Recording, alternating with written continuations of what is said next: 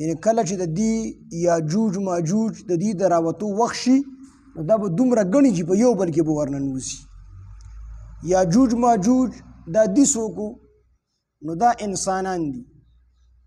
د حضرت نوح علیه السلام په طوفان نوح کې 3 زامن دا بچي وو، حام، سام او یافس. دا ټوله دنیا بیا د دینه آباده شوې ده. نو دا حام سام د دینه دا نوره دنیا آباده شوې ده او دا یافس چې دی، یافس چې د نوح علیه السلام کوم زوی و نو د ده په اولاد کې د یاجوج ماجوج دي. دا یاجوج ماجوج د ده په اولاد کې دي. یو پیر رسول الله صلی الله علیه وسلم د دجال ذکر وکړو نو د هغې بعضې علامات نبی علیه السلام وښودل چې هغه ډېر حقیر معلومېدو، خو بعضې علامات نبی علیه السلام د دجال وښودل چې د هغې نه بچ کېدل ډېر زیات ګران. لکه په هغې کې یوه علامه دا وښودله چې دجال چې دی نو د ده یوه سترګه به د څښه انګور په شان د بهر راوتلي وي، په دې دویمه سترګه باندې به هم دی کاڼه وي، د ده د سر دا ویښته دا به کلچي وي. او عربو کې چې کوم دی یو کسو کافر عبدالعزى ابن قتل دا ډېر زیات بد شکله و نو نبی علیه السلام وفرمیل د ده په شانتې به وي، د ده په شان بد شکله به وي. نو صحابو چې کله دا خبرې واورېدې نو د پېژندل خو ډېر اسان دي او د ده نه ځان بچ کول هم ډېر اسان دي. خو نبی علیه السلام وفرمیل چې دله به الله تعالی دومره طاقت ورکړي وي چې د ده په یو لاس کې به جهنم وي او په بل لاس کې به جنت وي. یو کومې خبره ومنله وریځ ته به حکم وکړي باران پرې راووروه، باران به پرې راوورېږي. ځمکې ته به حکم وکړي شینګې راوټوکوه، شینګې به راوټوکېږي. خلک د هغې څاروي دا به سرسبز او شاداب وي، فصلونه به سرسبز او شاداب وي، څاروي به ساربه وي، پی به ورکوي او د ځمکې دا خزانې به داسې منډې ده پسې وي که نه د سرو د سپینو زرو خزانې، لکه څنګه چې په دې مچو کې هغه ملکه غټه مچۍ وي، په دې ګبینو مچو کې هغه مخکې وي دا نورې مچۍ ورپسې وي، دقه شان به ده پسې دا خزانې ور روانې. چې څوک یې ومني هغه به د ظاهري جنت ته ور داخل شي او نبی علیه السلام فرمایي چې دا په ظاهر کې جنت دی او په حقیقت کې دغه دوزخ دی. او چې څوک یې خبره ونه مني نو په ده باندې به رزق بند کړي شي، باران به ودرېږي، ځمکه به څه شی نه راټوکوي، څاروي به یې وچ کړس وي، هېڅ به ورسره نه وي د خوراک. صحابه تپوس کړي یا رسول الله صلی الله علیه وسلم په دغې وخت کې به د مسلمانانو ګزران په څه باندې وي، دوی به څه خوري دغه ټایم کې؟ ځکه 40 ورځې به د ده ژوند وي. نبي علیه السلام فرمایي لومبنۍ ورځ دا به د ده د کال برابر وي، دویمه ورځ دا به د ده د میاشت برابر وي، درېیمه ورځ دا به د ده هفتې برابر وي او نورې ورځې به یې د عام ورځو برابر وي. د صحابو خو عبادت کې ډېر شوق نو تپوس کړي د نبي علیه السلام نه د الله پیغمبره په دې د ده دا یوه ورځ چې د کال برابر وي نو په دې کې به مونږ د کال مونځونه کوو او که نه د یوې ورځ مونځونه به کوو. نو نبي علیه السلام ورته وفرمیل نه اندازه به لګوئ، د غون کال مونځونه به کوئ.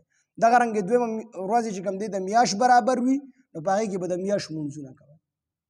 نو دا ژوند به دله الله تعالی ورکړي وي او په دې ژوند کې به دوی په ټوله دنیا کې ګرځي، ټوله دنیا کې به دوی ګرځي سوا د مکې مکرمې نه او د مدینې منورې د دې په دروازو باندې یو فرشتې ولاړې او دی به دغه پاکو ځایونو ته نه پرېږدي، دغې ته دی نشي ورداخلېدلی. نور په ټوله دنیا کې دی به 40 ورځو کې چې کوم دی ګرځي. صحابه تپوس کړي د الله پیغمبره دی به د څه شي په شان د تیز به ګرځي؟ نو په هغه وخت کې خو جازونه نه وو. نو نبي علیه السلام ورته وفرمایل چې دا تیزه وریځ نه ده چې وریځ روانې یو طرف ته د خوا روح هم هغې طرف ته وي، هغې وریځ طرف ته وي او دا وریځ په منډه منډه باندې شړي په دې ټول اسمان کې په یو منټ کې خوره شي، دقه شانتې به دې تیز روان وي. څوک یې ونه مني هغه به غریبانان شي، په هغې به لوږې راځي، په هغې به تندې راځي. څوک یې ومني هغې به چې کوم دی مالداران شي، بارانونه وپې کېږي. بلکې یو کس به دې ونیسي او ورته به وي خلکو ته به وي چې زه تاسو ته دا سړی مړ کړمه، 2 ټوکړې کړمه، بیا ژوندی کړم نو ستاسو عقیده به ښه مضبوطه شي. نو هغې به ته وي او زموږ عقیده به نور هم مضبوطه شي. او دی به یو کس راونیسي او په توره باندې به یې 2 ټوکړې کړي، یوه ټوکړه او بله ټوکړه به یې دوره فاصله کې کېږي تر کومې پورې چې غشې وررسي، غشې د لیندې نه خلاص شي تر کومې پورې چې دا ځي دومره فاصله کې به دا 2 ټوکړې د دغه انسان د دغه بني ادم کېږي او په دې کې به ګیر چاپېره ګرځي او بیا به حکم وکړي دواړه یو ځای شي.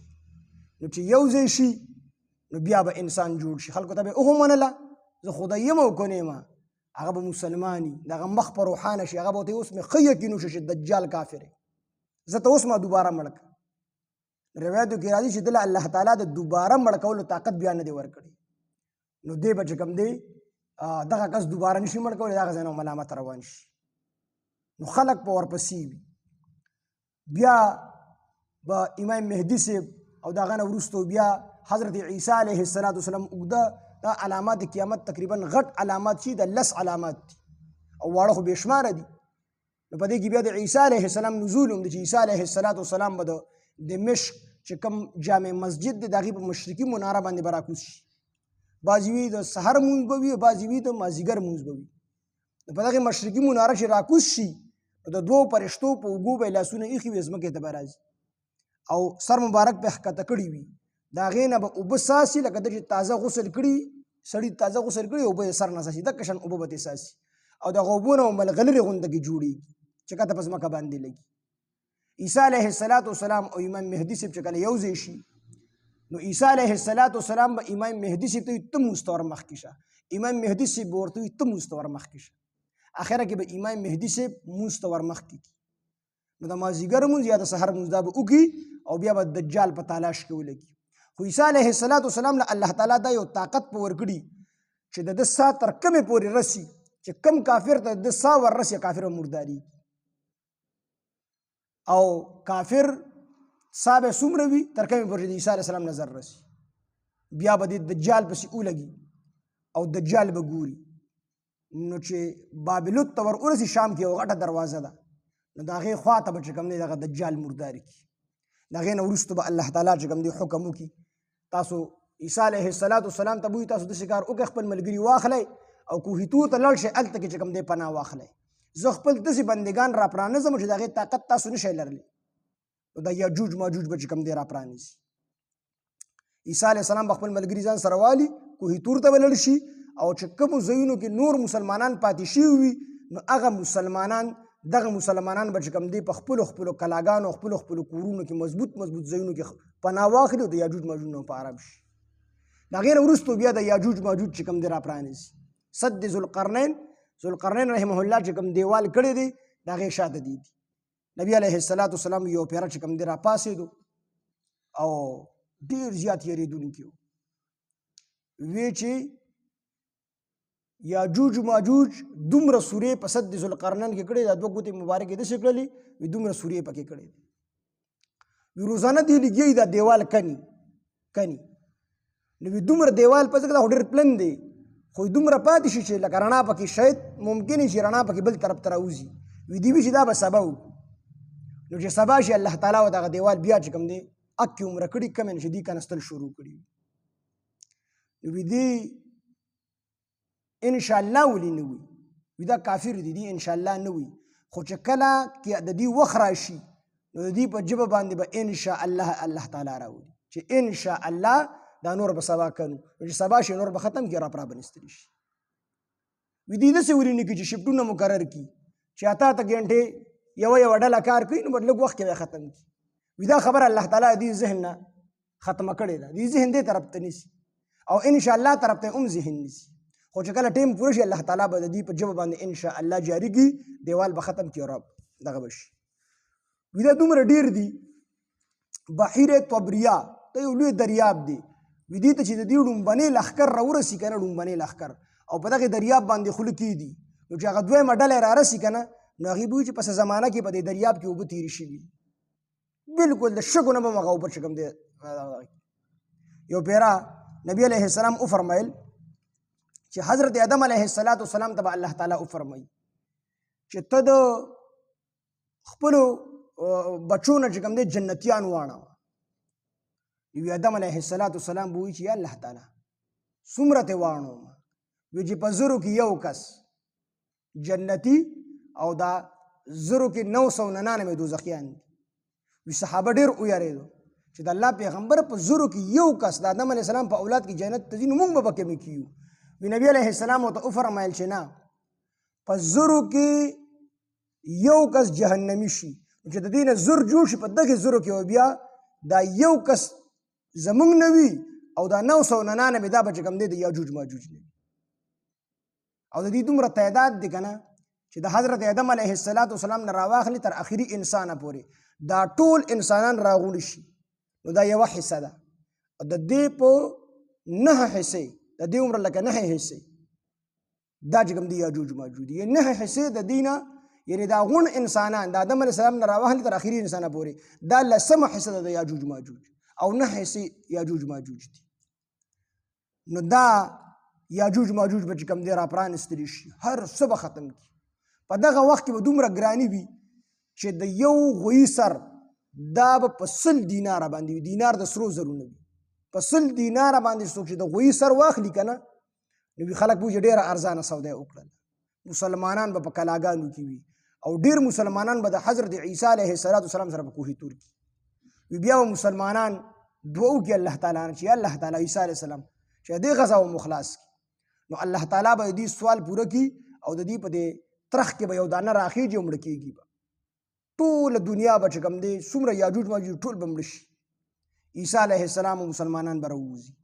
نو چې راووځي دا ډېر زیات غوړ دي. دې کې اوس ما د کتاب کې لیدلي دي چېرته کې خلک کو مشوره کړی وي دا ډېر واړه واړه دي.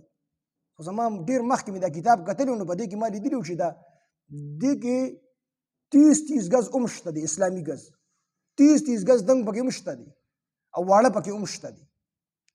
نو هغه مې وکتو هغه ټایم ډېر لږ و دا کتاب رانه روغ شوی و نو هغه مې پکې ونه موندو که بیا هم سبا مې پکې وموندو بیا به ته وګورم چې څومره دغه دي پکې. بعضې خلک وایي چې دا ټول واړه واړه دي کې غټ غټ هم شته دي واړه پکې هم شته دي.